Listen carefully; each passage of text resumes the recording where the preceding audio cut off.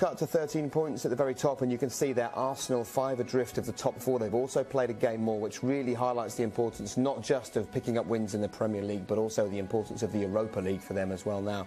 Because, of course, win that and they'll be back in the Champions League next season, regardless of where they finish in the league. Everton 10th to that. They started the day 9th.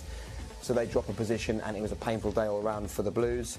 At the very bottom, well, as you've already heard, Swansea the only side in the bottom 4 to pick up a point today, and look at that, 11th to 19th, separated by just 3 points. Watford there on 27, down to Huddersfield, who sit 19th on 24. Right, there's plenty more sport if that's your thing here on...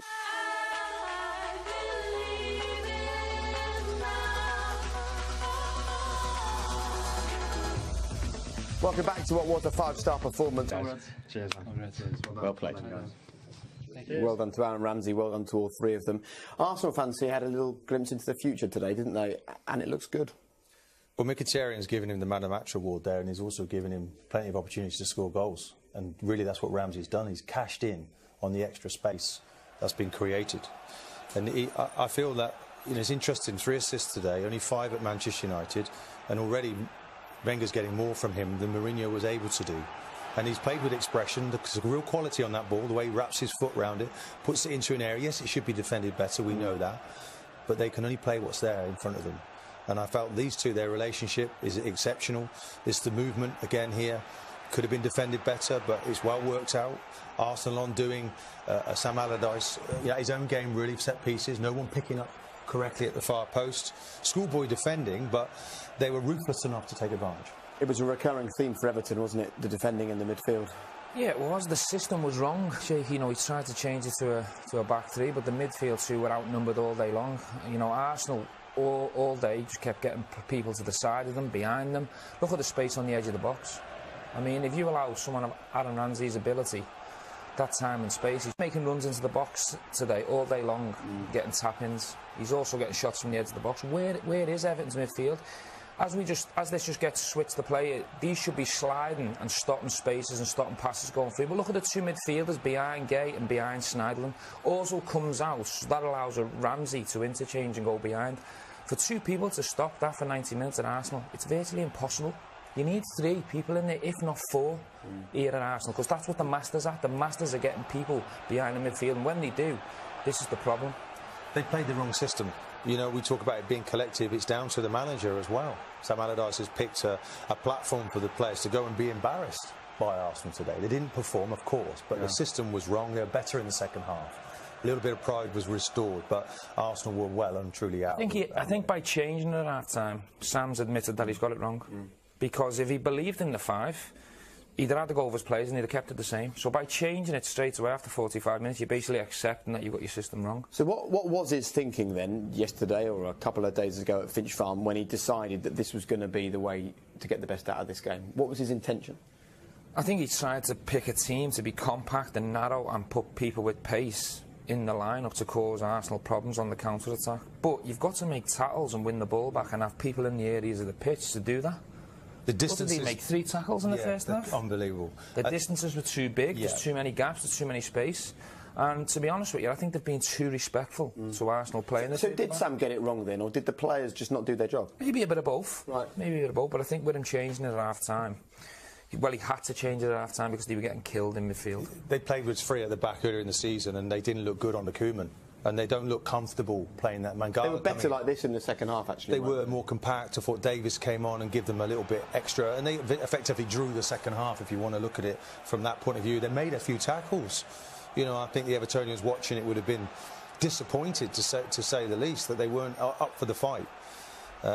This is an unbelievable ball that he puts in here, and how that didn't go in the back. I mean, I think the goalkeeper eventually goes off injured from this collision. But it was better, more incisive. They were taking the game a little bit more, putting crosses into the box, testing Arsenal a little bit, and they managed to get one back, of course. But it was, it was poor from Everton. I think Kolasinac will look at this. He got bullied at the back post. Ground. You know, whether he's fit or not, I don't know. I saw him in at half-time, looked injured to me. Maitland-Niles was an option. Maybe he should have played instead. But no, Everton were a long way short today. What's Sam Allardyce learned from today then? Don't play a back 5. Yes, an obvious one. Anything else? That some of his defenders are not good enough. I think he's obviously not happy with Keane to take him off at half-time. I think that's a big concern for Keane himself, who's trying to get in a World Cup squad. To get dragged at half-time is a worry. I'm not sure the full-backs are good enough. They need Coleman back lively. So yeah, I think defensively they've got problems. There was a big improvement at half-time. I think Davis helps him. He puts his foot in. He's a local kid. He knows what it's about to wear the shirt. Calvert-Lewin gives them energy and pace. I also just think they lacked a bit of experience today in that first half. You know, at 2-0 down, surely there's got to be someone out there that sends a message out to stop the rot, if you like. But with Wayne Rooney sitting on the bench, maybe they haven't got that type of player that can do that. So there's more than one problem for Everton at the moment. 1 win in 9, which is relegation form. I think that when Sam come in, the lift and the points they've got from that thing could save them in the end, because moving forward, if they perform like that, they're in trouble. And it's an important week for them. You know, there's like 7 of the starting lineup today are unrecognisable. They're all new players. They've got Rooney, Sigurdsson sitting on the bench. He's got to work out the formation he wants to play. We pretty well know what that's going to be, and sort out who are the best 11, and then take Everton forward. They're not going to go down. They're not going to make Europe. The home form will keep them up. You know, the win against Leicester, the fans, they've got a good set of fans that make noise, and it's a difficult place to go. But away from home, that's not good. So it has to be the long-term planning now for Sam, doesn't it? That's what he needs to be focused on. We're in a period of change for Everton. Yeah. You know, so for so long you looked at Baines and Coleman, Jagielka and people. They're making changes, and in that period, you know, they might go backwards before they go forward, but they need to get. I think Palace coming up next. They need to restore some pride. They need a whole lot better performance than that. We can take a look now at the hat-trick goal for Aaron Ramsey, and in some ways, you know, he was brilliant today, but he was just allowed such a sort of free-flowing, free-roaming role through that midfield, wasn't he? Yeah, he was, and I fell for the 2 Everton midfielders because I've been there myself and I've experienced playing at the Emirates and Highbury in a 2, and it's very, very difficult. Calvert-Lewin doesn't have to go to ground here. All he has to do is get his body in. Worst case scenario, give a throw-in away. So it's poor from him, but he's just allowed to pass it into the box. No one matches Aaron Ramsey's run, and it's basically a tap-in for someone of his quality. I mean, you can look at the midfield player there, Snyder, and say he's not marking, but, you know, what happened to good old-fashioned marking in the box? Recognising danger. These are experienced defenders, and they're giving Ramsey so much space there. It was quite embarrassing. And I don't think we sit here and criticise Everton and slate Everton for the entire post-match show, because if you're an Arsenal fan watching this, you're thinking, hold on a minute, look at the performance from my team today, let's talk about them. And the new faces settled in brilliantly, didn't they, today? They just look like they've been here for a couple of seasons, not a couple of days. Yeah, I mean, it was the perfect home debut. What was it, three assists Mkhitaryan got? I thought he was sensational today. His clever movement, his vision, and look at him here just fighting for the cause. And this is what Arsenal lack at times, because they have still got a bit of a soft underbelly, but today going forward they were exhilarating. That strike's very close. Unlucky, they caused Everton all sorts of problems all day long, and you know, this is what Arsenal are about. 1-2 touch stuff in the final third. They cut you to pieces, and that finish for me is world class. I wonder how much a pension he's paying to De Bruyne and Salah, who've also left. A Mourinho manager that didn't seem that pleased. I think Mourinho knows he's a good player, but he's not been getting out of him the sort of stuff we're seeing today. Look at that vision. I know he's in acres of space, but he played with a confidence today, which is, as well as he played, I thought he reminded me of Robert Pires, the way he was not prepared to be a winger. He wanted to join in at all times. And the relationship between Mkhitaryan and Aubameyang is something to get excited about in the long term. What did you make of Aubameyang today? Very much so. The Arsenal fans should get excited about it. He gives them a different threat than Lacazette. He's quicker, he's more direct, he runs in behind more. He is very similar in many ways to Thierry Henry, although I wouldn't want to put that pressure on him straight away. That finish is top drawer, by the way. So he enjoyed it, though. And I think a big thing, what you've got to realise here, Jake, Sanchez going, who seemed to me from the outside that it was becoming toxic in the dressing room. And I think other players might have gone into the shell with the problems that he's causing. Him gone, as Martin said, it's a clean slate. Everyone else might get a bit of energy and a bit of confidence from that, and Arsenal might grow. Hanging over the club, hasn't it? You know, will the manager stay? Will he go? And then the players, the key players, and all of a sudden, within 1 week, all of that's gone and you can start again. And Aubameyang there, the joy on his face, with those top strikers, there's an icy cool button they press. And this is my moment. Look at it. Take a look at me, how good I am. And I think the Arsenal fans realise now they've got a top quality, top class centre forward. Long way to go, but a great start. Absolutely. Good news for Arsenal fans. Good news for anybody that wants to see top players in the Premier League. He's a welcome arrival for sure. Right, after the break, we're going to get the reactions from both of the managers. And I can tell you now, Sam Allardyce has some very strong words. See you in a moment.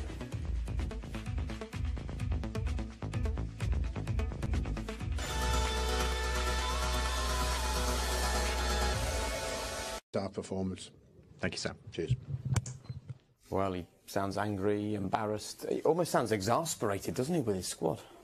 Well, he's made the decision to throw that over to the players. We know it's always a collective thing, isn't it? You know, what was it, first half, 70% possession, Arsenal, because they just invited them on and they created the problem for themselves, in fairness. And had he have watched previous videos, I have to say, when Koeman played a 3, they were awful. Never would you have gone to a 3 with that group. It invited trouble. Too many new players in the side for that to really work. So it's a collective thing. But yeah, the players individually were poor, and it's about looking in the mirror, looking forward now. He's an experienced manager, and he's calling for the players to do that, and he wants a reaction. What does it feel like as a manager, as a player, to hear your manager talk like that? Well, first and foremost, you've got to look at yourself. Yeah. So if you're an Everton player, you've got to go home and say, what did I do today? How did I help my team today? And I think there's only Tom Davis and Theo Walcott, for me, who can maybe look back with any kind of pride and that they've delivered close to what a performance should look like. I think the rest of the Everton team should be embarrassed. I think they should self-reflect, and as the manager said, they need a reaction. I mean, they've got games, Jake. They play Palace, Watford, Burnley, Brighton, Stoke in the final games. They will get results to stay in this league. But Sam Allardyce prides himself on organisation, winning tackles, competing, winning headers, and today they were just all over the place first half. It was a catalogue of errors everywhere. And set pieces. And if you looking, when you look at the league table, I know they're on 31 points, but you can see what a Swansea is doing. You know, how teams are West Ham and a Palace, how they've recovered. And how safe are they, Everton? He knows he's starting to play now. A succession of these fixtures will be against the teams at the bottom, and he needs to get 3 points from somewhere. I think he's done the right thing there in taking Theo Walcott off, just to protect him a little bit. What would it have been like for Theo today? A difficult day. As we said before, he was turning up at the party, the welcoming party, for 2 players that, you know, big players for the future, and in a role that he couldn't really fulfil. If you're being absolutely honest, he played cameo performances for Arsenal, 400 appearances. An awful lot of them were off the bench. I don't know if he finished that many. It didn't quite happen for him, and today was another example of that. It does feel like a new beginning, though, for Arsenal. But from an Everton point of view, he's got to turn this ship around now, because they're sinking fast. Indeed, they are. Right, let's hear now from Arsene Wenger.